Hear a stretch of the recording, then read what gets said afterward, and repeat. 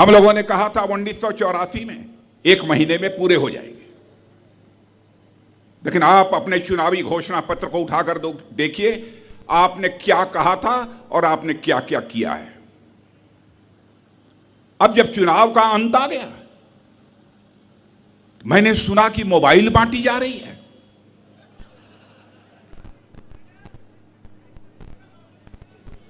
Gas cylinder पर connection concession दिया जा रहा है, सस्ते दर पर खाना दिया जा रहा है। मैं राजस्थान के बहनों भाइयों से सार्वजनिक सभा के माध्यम से कहना चाहता हूं, बहनों भाइयों, सब कुछ हो सकता है, लेकिन हमारी राजस्थान की बहादुर जनता की ईमान नीयत को कोई मां का लाल खरीद नहीं सकता है। गहलोत साहब, मैं बतलाना चाहता हूं, चंद चांदी के सिक्कों के आधार पर बख्शीश देकर प्रदेश की जनता का ईमान खरीदने की कोशिश कर रहे हैं।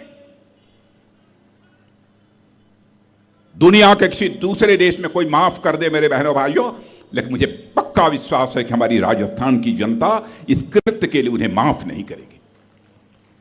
क्या तमाशा बना दिया है। राजस्थान की जनता को खरीदने की कोशिश की जा रही है। मान, सम्मान, स्वाभिमान मनुष्य के हृदय की सबसे बलवती भावना होती है। मनुष्य जीवन में सब कुछ स्वीकार कर सकता है, लेकिन अपने मान, सम्मान, स्वाभिमान पर चोट किसी भी सूरत में वह बर्दाश्त नहीं कर सकता है। मेरे बहनों भाई, गहलोत साहब, आपकी सरकार क्या विकास करेगी? क्या जनता की समस्याओं का समाधान करेगी? सरेआम लोगों के गले काटे जा रहे हैं।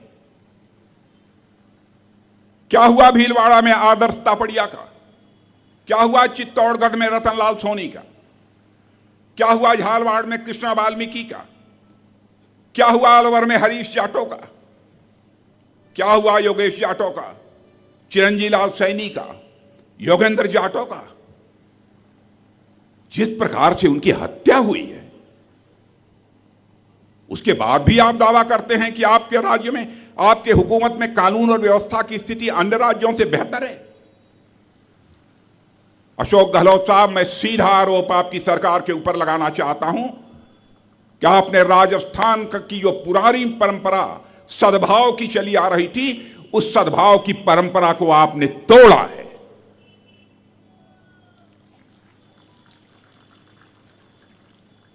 आपने राजस्थान की जनता की विश्वास को आपने चोट पहुंचाई है। एक रोड रेज की घटना पर एक संप्रदाय विशेष के द्वारा हंगामा हो जाता है। मृतक के परिवार को आप 50 लाख रुपया देते हैं, आप दीजिए, मुझे कोई आपत्ति नहीं है। डेयरी का बूथ भी आप आवंटित कर देते हैं, आप दीजिए 50 लाख रुपया। लेकिन यदि उसको देते हैं तो तापड़िया को भी मिलना चाहिए, वाल्मीकि को भी मिलना चाहिए, जाटों को भी मिलना चाहिए, सैनी को भी मिलना चाहिए। लेकिन जब इनकी बात आती है तो आपकी जुबान पर दही जम जाती है। जब जोधपुर दंगों में जल रहा था तो आपने उनके हाल पर उनको छोड़ दिया। उस समय आप कुंभकर्णी नींद सो रहे थे, कहां चले गए थे आप? और बहनों भाइयों, मैं भी उत्तर प्रदेश का मुख्यमंत्री रह चुका हूं और मैं जानता हूं, जब तक किसी राज्य की कानून और व्यवस्था के हालात बेहतर नहीं होंगे, उस राज्य का कोई मां का लाल विकास नहीं कर सकता। पहली शर्त होती है विकास की, कानून और व्यवस्था का चुस्त दुरुस्त होना। सांप्रदायिक तत्व तांडव नृत्य कर रहे हैं और आप चैन की नींद सो रहे हैं। अरे बनाकर देख लीजिए बहनों भाइयों, हिम्मत हो है किसी की कि तांडव नृत्य करने पाएगा? जाकर उत्तर प्रदेश में देख लीजिए, जरा भी इधर उधर किसी ने करने की कोशिश की, जय श्री राम।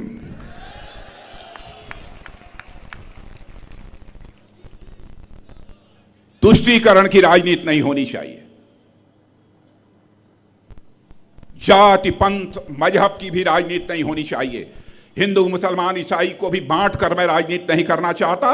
मैं समाज के सभी वर्गों को साथ लेकर चलने वाले लोगों में भी हूं। इसीलिए मैं बार बार कहता हूं कि राजनीति जाति, पंथ,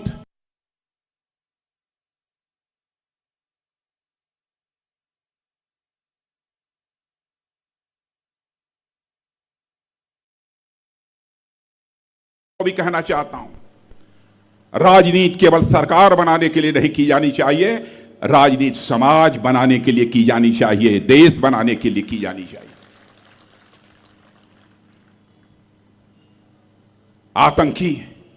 आतंकियों के खिलाफ जो आपको ठोस कार्रवाई करनी चाहिए, करने से पता नहीं आपको हिचक क्यों होती है।